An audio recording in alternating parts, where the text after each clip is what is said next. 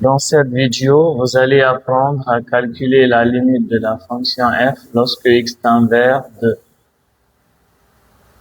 Limite de f de x lorsque x tend vers 2.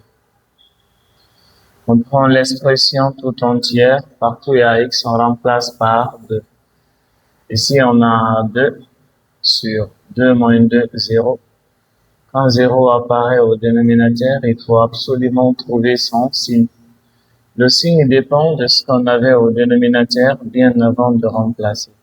Donc, de x moins 2. À gauche, c'est moins, à droite, c'est plus.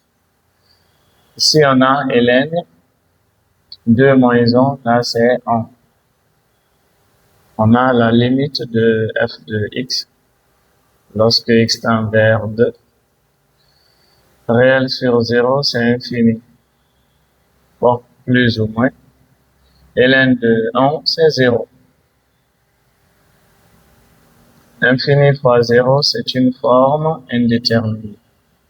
Infini fois 0, c'est une forme indéterminée. Levons l'indétermination. Levons l'indétermination. On rappelle la fonction f de x égale, c'est x sur x moins 2. ln de x moins 1. La façon la plus simple pour lever l'indétermination avec ln, c'est de penser à une limite de référence. La façon la plus simple pour lever l'indétermination avec ln, c'est de penser à une limite de référence. Une limite de référence avec ln lorsque x tend vers 2, malheureusement, ça n'existe pas.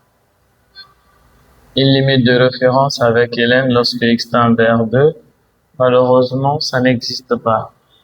Il faut donc penser à changer la tendance. Il faut donc penser à changer la tendance. Si devant ln, si l'expression, remarque, si l'expression qui est devant ln tend vers 1, pensez à la limite de ln de x sur x moins 1 lorsque x tend vers 1 égale à 1. Si l'expression qui est devant ln tend vers 1, pensez à la limite de ln de x sur x moins 1 quand x tend vers 1 égale à 1. Oui, l'expression qui est devant ln tend vers 1, parce que x c'est 2, 2 moins 1 c'est 1. Changement de variable. On pose que x moins 1 égale à grand x. Posons que x moins 1 égale à grand x. Si on change la variable, on doit changer la tendance. X tend vers 2. 2 moins 1, c'est 1. 2 moins 1, c'est 1.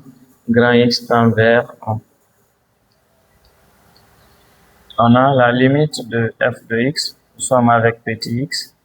Petit x tend vers 2 est égal à la limite de là, on doit tirer petit x. On a x moins 1 égale à grand x. Petit x égale à grand x plus 1. Petit x égale à grand x plus 1. À la place de petit x, on met grand x. Donc, c'est grand x. Petit x, on a dit c'est grand x plus 1. Donc, petit x, c'est grand x plus 1 moins 2. Petit x, c'est grand x plus 1. Petit x, c'est grand x plus 1 moins 2. ln de x moins 1, ça c'est grand x. Nous sommes avec grand x tend vers 1. On a la limite de f de x, nous sommes avec petit x, quand petit x tend vers 2. C'est la limite de, au numérateur, on a grand x plus 1 sur, ici on a grand x plus 1 moins 2, ça c'est moins 1. ln de grand x, lorsque grand x tend vers 1. On a la limite de f de x, nous sommes avec petit x tend vers 2. C'est égal à la limite de, bien ici, on peut écrire grand X plus 1 multiplié par ln de X qui est au numérateur, X moins 1 qui est au dénominateur. Grand X tend vers 1. Or, la limite de ln de X sur X moins 1, lorsque grand X tend vers 1, ça c'est 1. Finalement, la limite de f de X, nous sommes avec petit x tend vers 2. Et là, vous remplacez grand X tend vers 1, ce qui donne 1 plus 1, c'est 2. Et la limite de ça, c'est 1, donc 2 fois 1, c'est 2. On a la limite de f de X lorsque X tend vers 2 égale à 2. Merci.